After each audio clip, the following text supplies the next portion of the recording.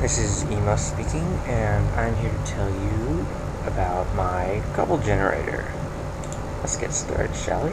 Don't you guys remember back in the day when you had to stand in front of the generators and mine out the cobblestone, like so? But instead of showing you the old version, I'm here to show you the newer version that I developed.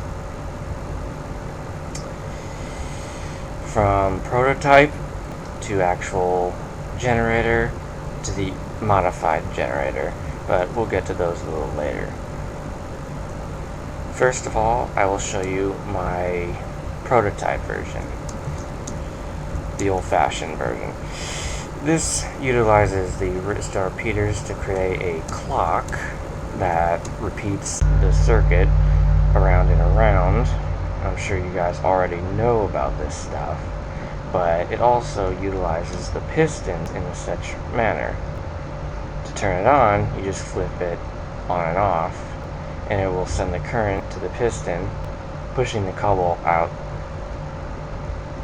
of here, and this switch activates this clock down here, which then repeats the process to these pistons. I'll show you. Once you turn them on, they'll keep going. Now turn this one on, and it starts loading up the cobble for you. Now this one is a smaller version, so one second, hold on. That's a little too loud for me. Alright, so it loads the cobble up onto a loader, which is this right here, made out of obsidian. It's made out of obsidian, so when you're standing here mining it, it will not break the wall behind it. You don't necessarily need the back to it if you don't want it there, but it's recommended you have it there. So you can just sit here mining it out as it's coming out. Now you can go off and do something, and this will just keep making the cobblestone and have it ready for you when you get it. When I made this, I got the idea of building a shell around it. So it went from the prototype to the actual machine. Now this is a modified version of it because it's bigger. It has a extended loader, two levers as the previous one, but instead of having to loop like this out in the open, it's all internal. And you can see that the repeaters are in a different alignment with the wiring. And I have the shell exposed like so you can get an idea of what it's like inside the machine itself. Now, instead of having to activate both switches to turn the machine on, this one, hold on, let's go over here, runs off of just one. Put a repeater right there, run the wire all the way down here to the loaders, and from then on it connects to this. This does not turn the loaders on. What it does is it turns them off. As you can see, it's constantly supplying a current to these repeaters and redstone down here. I'll show you this real quick as a demonstration. What you do is you turn it on,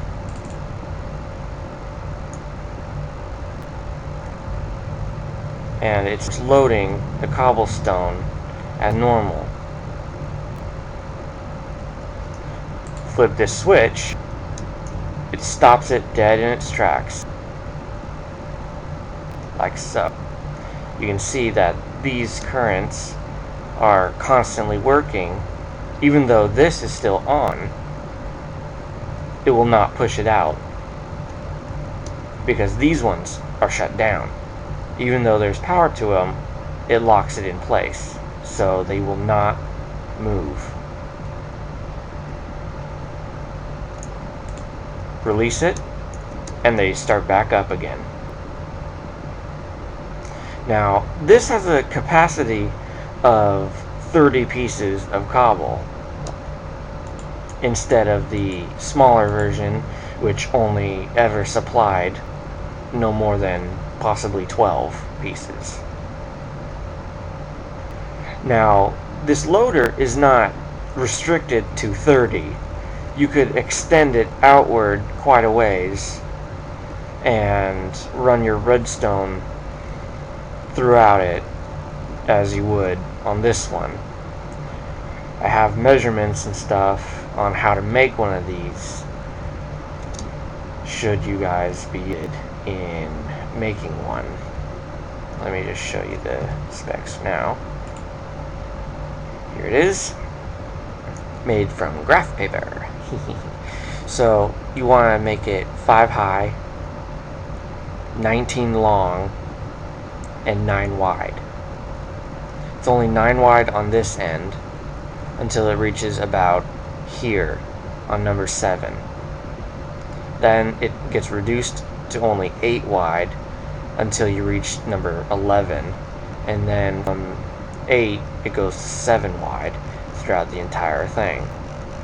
Now, this shows you that it needs glass on the front, not only to hold up the water down here, but to here as well. It shows the path of the water that you need to make. There's a pit right here to stop the water from going past where the piston is working. You need that pit, otherwise your machine could get messed up and it could form the cobble right here instead of right here, because you want the lava to make the move this way across the piston to touch the water that's now halted right here to force the cobble down this way. Now the P's represent the pistons. You want them all the way across where the loader, the cobble, is getting pushed out into the loader.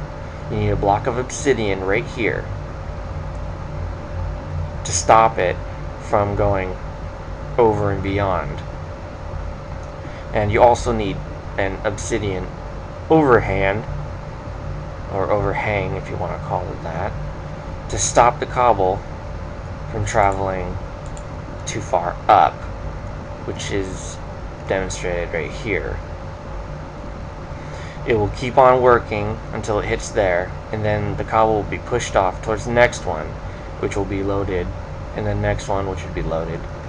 Now, this is where you want to place the obsidian block. Now, I've been talking about this one, which now we're going to move on to the modified version. Now, the modified version is a lot bigger, as you can see. A lot bigger. There's a lot of stuff added onto it, but not by much. Now, what I did was I took 2 of the normal ones and stuck them side by side and wired them both together. So this switch right here powers everything. And you can, however, operate one side at a time, either left or right. It does not matter which side.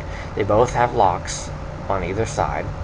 They both hold 30 pieces of cobble until harvested.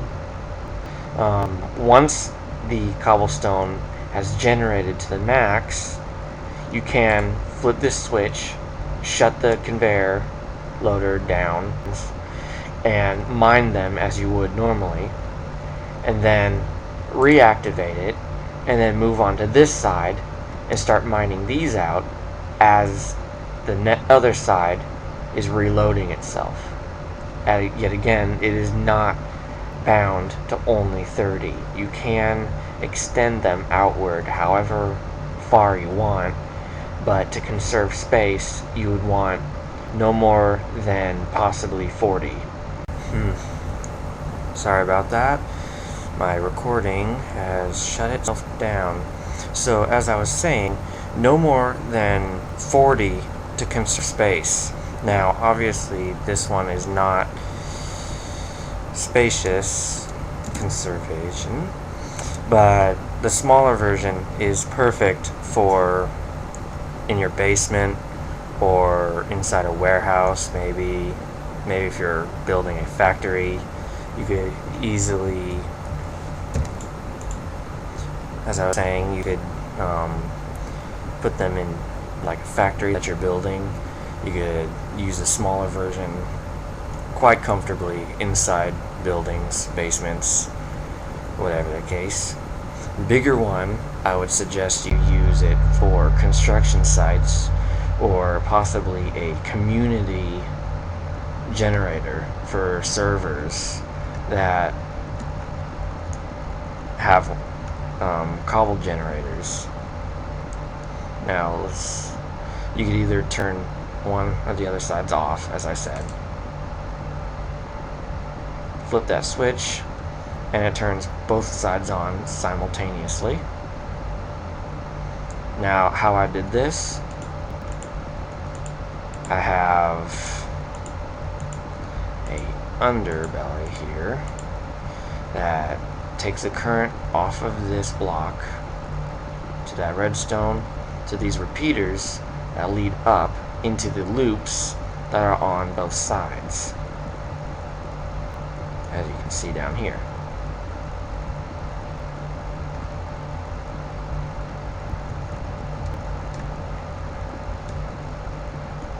And I just destroyed the floor. Hold on a second. I use block of irons because it looks nicer to me and not so ugly, as you would call it. You could substitute the iron blocks for pretty much anything you want, just not wool, because the lava will cause you problems. Now, the lava in front of the window is for decoration. It has no purpose whatsoever except to provide light or general feel to it. The water does not have to go on the path that it's on, but it's easier to kind of on that path, or to just minimize it to just a block here so it runs down into there. But anyway, do what you want with it. If this video has helped you at all with deciding what kind of cobble generator you want, then by all means comment, message me, like the video, rate it, do what you want. Subscribe if you feel the need to. But the reason I did this video on my design of the cobble generator was because I'm obsessed with new ideas of generators, and it just piqued my interest to develop one and show it to you guys. It took me a couple months to decide I'm going to post this video. So basically, I looked up online and other videos of cobble generators, and I found that there's an extreme lack of generator updates, and everything's still in the Stone Age of cobble generators. Now, I have not seen any generators that properly use the pistons in such a manner. So basically, all in all, I made this video to help people out when deciding what generators to build